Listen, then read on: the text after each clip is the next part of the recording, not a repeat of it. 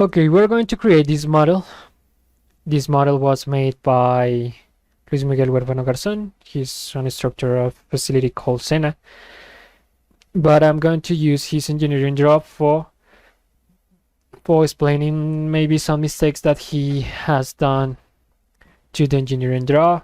I don't know if I haven't noticed any yet. But I'm going to use it to explain how this could be done using Catia V5. Okay. So I'm gonna start by clicking on Start, Mechanical Design, a Part Design. This is going to be called Tutorial 3 because it's the third tutorial in the channel. I'm going to select the sketch option, then I'm going to click on this plane, the YZ plane. Then what I'm going to do here is to actually do all the sketch. Okay, so I'm gonna start by doing the square first, then I'm going to create these 4 circles with the respective circle inside of every single one of them. So I'm going to start by doing this. I'm going to select this option, choose this kind of sketch. Then I'm going to do a square, constraint tool, click and click right here. Double click right here to change the value to 100, enter. 200 again, enter. Then I'm going to create the 4 circles. Actually, I'm going to create just one because I don't need to do the 4 of them. Although what I'm going to do is to create an axis using this tool right here and right here. For me to say that I want these 2 circles to be mirrored with respect of this line. Now when I change this circle, these circles are going to change. Now I'm going to select these 4 circles and say that I need a mirror with respect of this line. So now, as you can see here, this is the symbol that represents that this is a mirror element. So when I move this one, every single one of them is going to be moved. Constraint again. This is telling me that the diameter of this circle is 34. So I'm gonna put right here 34. And this one is all right. Notice that I've made a mistake here. Well, it's not a mistake. I didn't realize that I have a constraint done for the second circle. So when I created this, the software is placing the value inside of parentheses. So that means that that is not the length that I can, or the measure that I can actually change, but it is a reference. Okay, so I gotta eliminate this one. I could eliminate it or leave it, but I gotta do double click right here, and this is a radius of 25. That means that the diameter is 50. Alrighty then, I already have this part done. I'm going to create this circle. This circle is created in the middle, at the middle of the square. This has a diameter of 104 millimeters. Oh, notice something here, right? I have not units because in every single, well, that is not mandatory actually, but in every single engineering draw I have to place some information right here in the corner. That information is the unit system, the material, or whatever. But when I do not have any information, I can assume that these are millimeters. Okay, that is why I'm working here with millimeters, so as you can see right here. How do I change this? By clicking in Tool, Options, Parameters and Measures, Units, and right here I have meters, millimeters, or whatever. But in this case, it has to be in millimeters. Now, I'm going to create the slots. So this is the first slot, and the second slot right here. Notice that this sketch is not like perpendicular to the view anymore.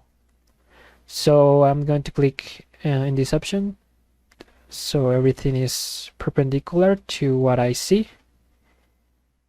Okay, whatever, I don't care. Although this has to be vertical, line object, vertical.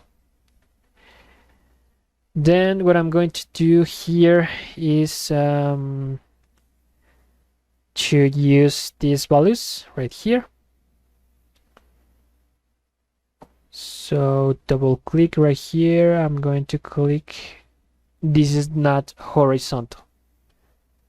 You can notice here by clicking in here, and you can notice that this is not horizontal anymore. Actually, this has a constraint that I don't need. You can see this, that this line, this middle line, is tangent to this circle. That is a constraint that has been automatically created. So Control Z, and what I'm going to do is to delete this constraint by getting closer. So right around here, this could be difficult, although I can look for it in the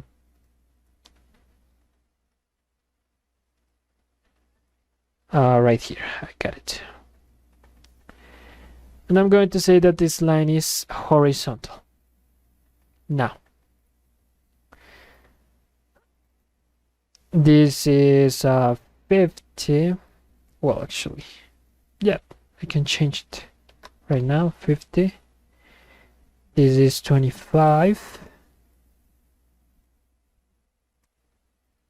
Double click, 25.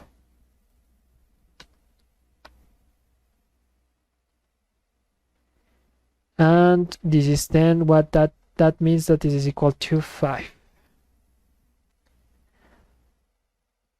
Okay, what I'm going to do is to create a point that is going to be at the middle of this line. Here you can see that in the upper, or in the left side of that 75 that is right here, there is a symbol. So when I get to the middle of the line, that circle is going to be fulfilled with the color of, in this case, yeah, I think. So I create the point right here, but I gotta say that when I get out of the sketch, this point is going to be taken into account, because this point is not made for construction only, as these lines. So I'm going to click it, and I'm going to look for the tool that I don't know where it is. You are going to see how do I look for a tool that I need. So in this case, I need to search for a tool, and I'm going to look by using this graphic properties. This is not the one that I need. Sketch tools, this is the one.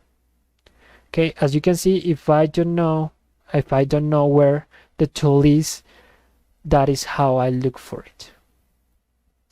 Okay, there is something that could happen right here, and is that if I have, for example, this part over here, and I don't know, for example, this part is over here and this part is below of it, Actually, the window is pretty big for me to do that, but I'm going to show you. Do not worry. So as you can see here, I'm putting a lot of elements, and I'm going to eliminate this one, and this one. As you can see here, I have elements that I need. So if I look for them, they are going to be like hidden, or yeah, like hidden behind this part. So when I move one of them, the other one appears. Okay, maybe you get to a point in which you don't find anything, you want to get the tools as the program has been styled for the first time. So you gotta get click here, customize, toolbars, commands, options, where was it? Right here, toolbars, restore position of all toolbars, yes. And now everything is done like if I was working with Catia for the first time. Okay, as I was saying, I'm going to click on this point. I'm going to select this for it to be hidden, and I'm going to say that this point and this line has to be coincident. Okay, the same thing goes for this one. Right here, coincident. Then I'm going to say that in this case, I can assume that this is the same. This is the same one as this, although this is a mistake in the engineering draw, because I cannot assume that because I want it. There must be maybe a line that works or that tells me that this part is symmetrical with this part. All right, if not, all these holes, all these holes have to be defined. Okay, so I'm going to do this is equal to 50, this is equal to 5, and this is equal to 25.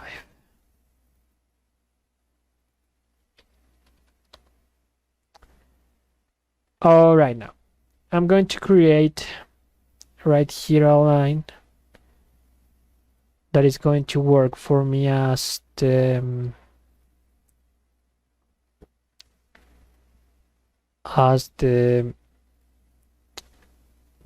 element in which I want to mirror these slots. So right here I have the option mirror with respect of this one. All right, so everything looks good, everything is defined, although there is something you need to know for when you want to work with the Catia V5. I know that with SolidWorks, maybe Solid Edge, you can have things like this one, you know, crossed lines, but with Catia you cannot. Every single part, every single line of this sketch, of every single sketch using Catia, has to be defined and not crossed. Okay, so because it could be a mistake right here when I press this one and I select this one, this is telling me the select sketch is self-intersecting. That is a mistake. I cannot do anything with that. So I'm gonna re-enter the sketch. And what has to be done with this is selecting the trim, the quick trim with double click and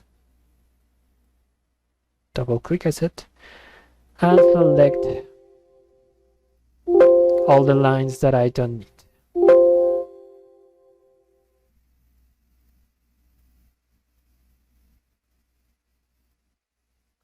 Okay, I think that I've eliminated the line that I need. So I gotta press first escape before I press Control C. So Control C, Control C, and Control C. Double click again. Yes, yes, yes, and right here. Right here I have what I need. Right here, right here. I'm so sorry. Right here, right here. Yes.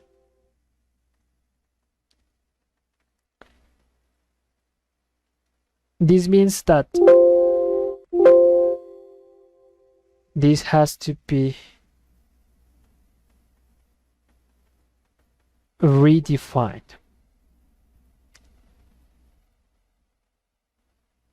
Here and right here. So what I'm going to do is to define once again these values. Okay, this is over constraint. Okay, this is over constraint again. So I gotta know. Okay, this is moving with respect of the lines.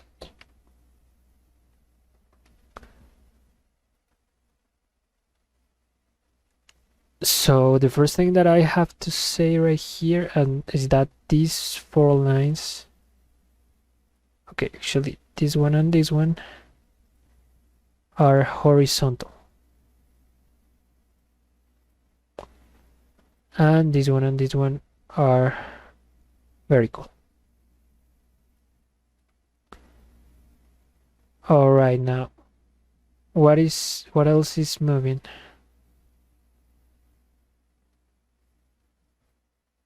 Okay, Control C. This has to have a 45 degrees angle.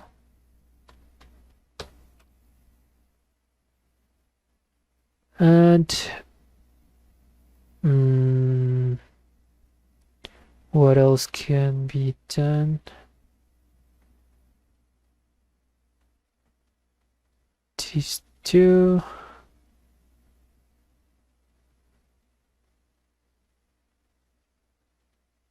Okay, the lengths between them. So I'm going to create right here.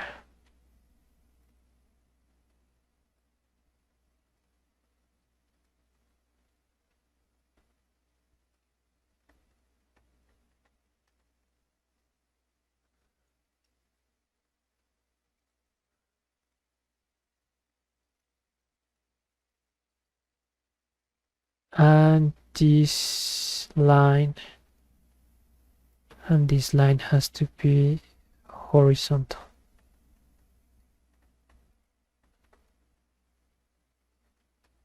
Everything looks okay.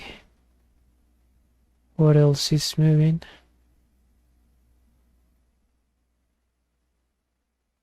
Okay, with respect of this part,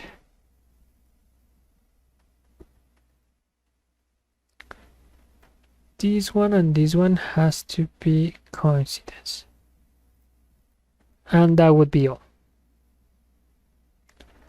Okay, as you can see here, there could be a lot of different difficulties along the design, but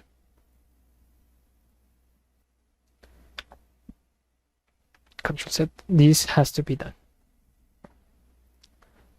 Okay, now everything is defined. Tool option, sketch analysis, everything is closed. So exit workbench, right here I have the profile that I need. Path definition, I'm going to select this sketch, and this has a length of 10 millimeters. So then enter, and here I have the part. Now what's left is to use